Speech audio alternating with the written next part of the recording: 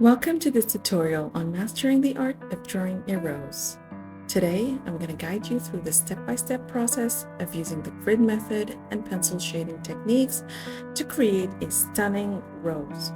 Let's begin by grabbing our tools first. Obviously, as you can see, I'm using Strathmore's gray tone paper. This is perfect for pencil sketches, pencil colors, and anything that has to do with pencils. If you don't have that, obviously you could use whatever is available at your end. I drew the rose using the grid method. The grid method is very easy. First of all, you're going to divide the outline of the rose into smaller sections using horizontal and vertical lines. This will help us place the details of the flower. Make sure that the grid is proportionate and evenly spaced. Now it's time to fill in the details. Start with outlining the petals and carefully following the lines. A detailed instruction of how to draw a grid is in my channel, and I have also put the link in the description box below. And of course, I've also added it here, up here. Yeah, so just click on it and check it out whenever you've got the time. Now, let's begin by shading. As you can see, I started with shading the base shade. I use a 2B pencil, softly shading the areas that are very light. That is called my base shade. Normally I do it with a mechanical pencil or a regular 2B pencil. Once you're done with the base shade, go ahead and start adding more details using 5B, 4B, or even 8B pencils. I usually go ahead and add the dark tones first instead of adding the highlights. The highlights, I always leave them for the very end.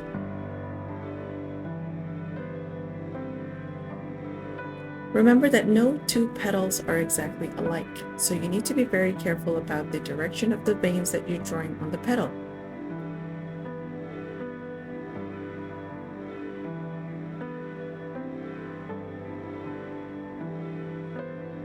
It's very easy. I wasn't very confident when I first started this drawing, and I thought I'm not going to be able to pull it off, but surprisingly, I did.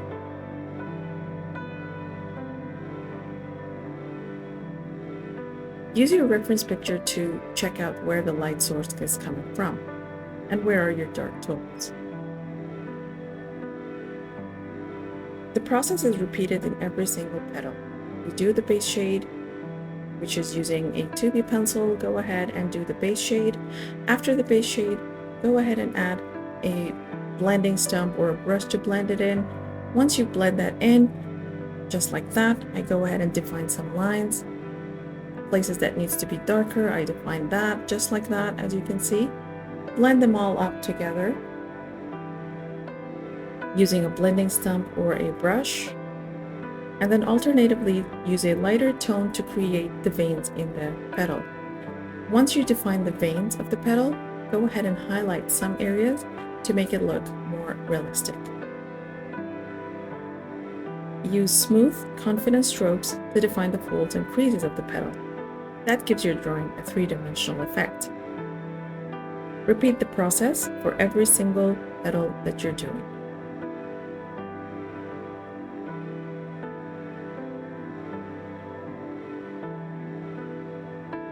As your drawing comes together, concentrate on the darkest areas, such as the shadows between the petals and the center of the rose.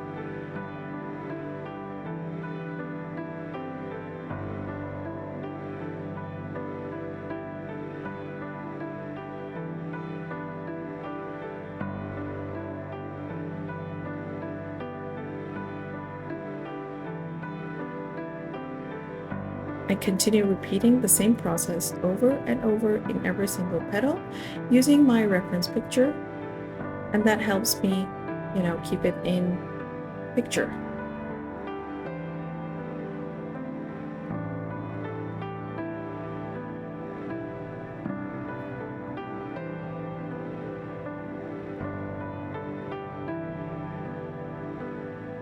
As you're watching this video, don't forget to support my channel by liking, subscribing, and sharing it.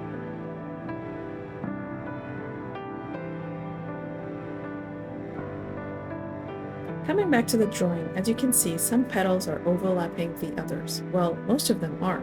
You need to pay very much high attention on where exactly you need to make the tones darker. When a petal is overlapping another one, you cannot have the same shade together.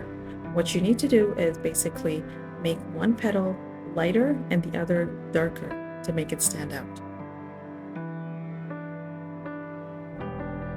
Because if you have them the same shade, they will not look like they're overlapping, they will look like they're just one petal, and that will not give you a realistic look.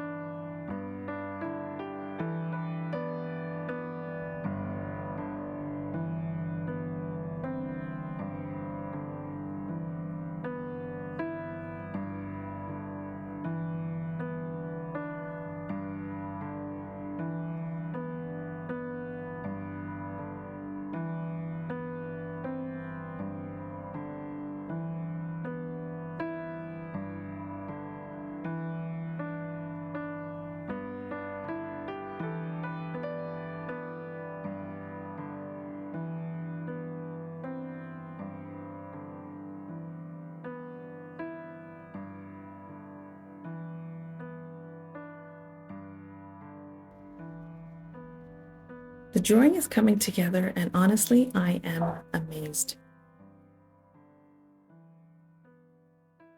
You just use your pencil to create soft, blending strokes, seamlessly transitioning from light to dark. Like I mentioned before, do not keep the tones together or the same tones on two leaves. Otherwise, they will not look like they are overlapping each other. They will look like they're just one big leaf. The process is very simple. Base shade, blend, and add details. Now for our final touch, and this step is optional, I use a black polychromos color to add depth and value to the dark tones. This gives it a more realistic look. Alternatively, you could use black charcoal or a black pan pastel powder.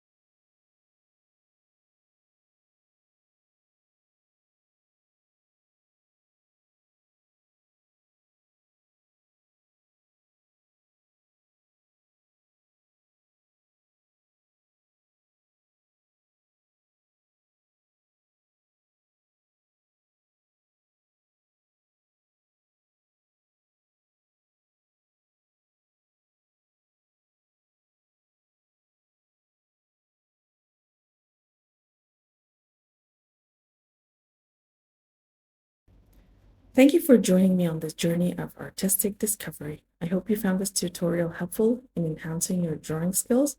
Remember, practice makes perfect.